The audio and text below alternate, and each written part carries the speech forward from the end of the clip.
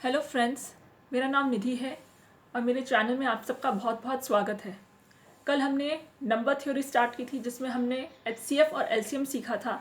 आज हम number theory के वो पार्ट में पढ़ेंगे जिसमें हम इरेशनल नंबर्स के बारे में जानेंगे। इरेशनल नंबर्स वो नंबर्स होते हैं जो रूट के फॉर्म में एक्सप्रेस हो जाते हैं। जैसे अब हम कैसे प्रूव करें कि कोई नंबर रैशनल है या इरेशनल है, इसके लिए हम एक प्रोसेस करते हैं जिसको एक्सप्लेन किया गया है। जैसे √3 एक इरेशनल नंबर है, बट कैसे माने कि √3 इरेशनल है, तो हम एक कॉन्ट्ररी ले लेते हैं, एक आयरनी ले लेते हैं कि √3 हम मानते हैं चलो एक रैशनल नंबर है।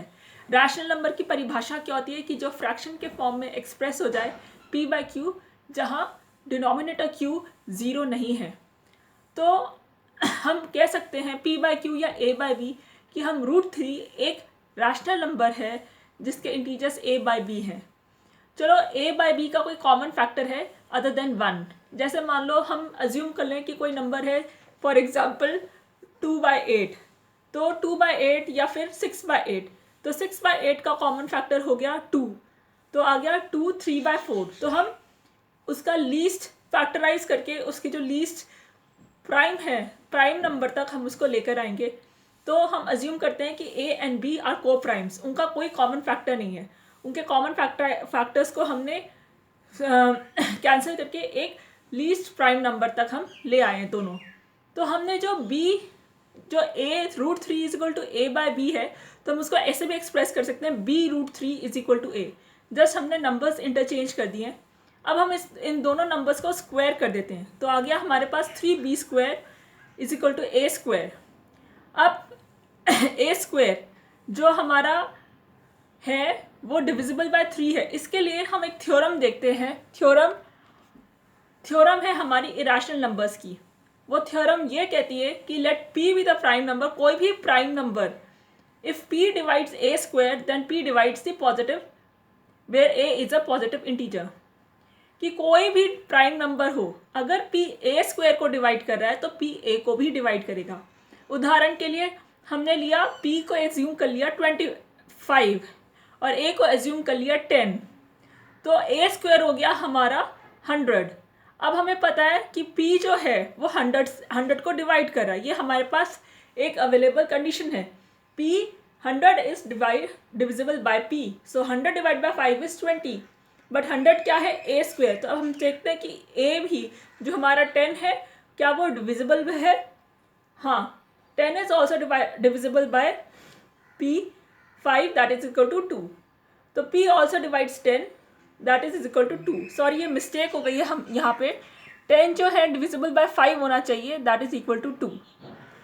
सो दिस इज एक्चुअली थ्योरम। ये थ्योरम आप याद कर लीजिए, ये आपके एग्जाम के लिए इंपॉर्टेंट है। तो हमने वही थ्योरम से कहकर अज्यूम किया कि a² है जो डिविजिबल बाय 3 है।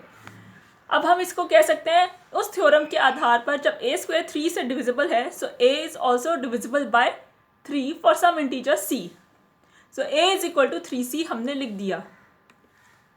अब हमने उस a की जगह हमने 3c सब्सटीट्यूट कर दिया, तो हमारा पास आ गया 9c²। So that is b² is equal to 3c²। So this means b² is divisible by 3. So b is also divisible by 3 by using theorem 1. ये हमने assume किया था कि b² divisible by 3 है। Therefore a and b have at least 3 as a common factor. अब हमें पता चल गया कि a और b कॉमन फैक्टर 3 है। फॉर एग्जाम्पल a और b 6 हो सकते हैं और 18 हो सकते हैं और उनका कॉमन फैक्टर 3 है। 3 2 6, 3 6 18। तो लेकिन a और b हमने शुरुआत में अज्यूम किया था कि को प्राइम नंबर्स है, they are the least prime numbers. So this contradiction has arisen. ये जो हमारी गलती अराइज हुई है, ये हमारे गलत अजम्पशन से अराइज हुई है कि जो √3 है वो इरेशनल है। तो हम कंक्लूड करते हैं कि √3 इरेशनल है। आगे बढ़ते हैं। अब हम शो करते हैं 5 माइनस √3 इज इरेशनल। अब हम अज्यूम करते हैं किसी भी चीज़ को इरेशनल प्रूफ करने के लिए एक तरीका होता है करने के लिए कि 5 माइनस √3 रैशनल नंबर है। फिर हमने रैशनल नंबर अगर कर दिया तो उसको a/p की फॉर्म में लिख दिया। अब हमने उसको इंटरचेंज किया तो हमने 5 minus a/b is equal to √3 कर दिया। एक रैशनल नंबर की इरैशनल नंबर को हमने उस इंटीजर से इक्वेट कर दिया।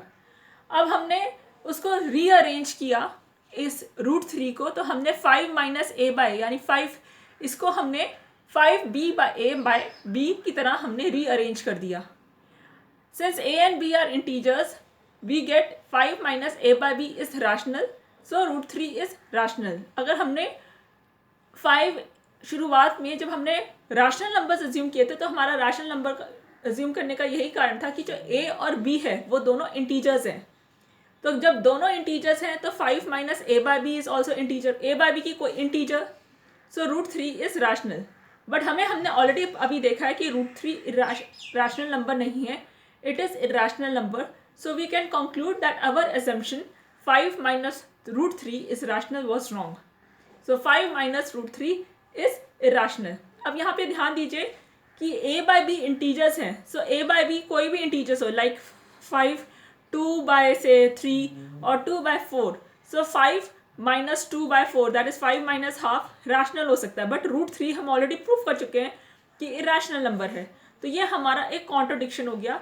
तो हम कंक्लूड कर सकते हैं 5 - √3 इज इरैशनल। आगे बढ़ते हैं।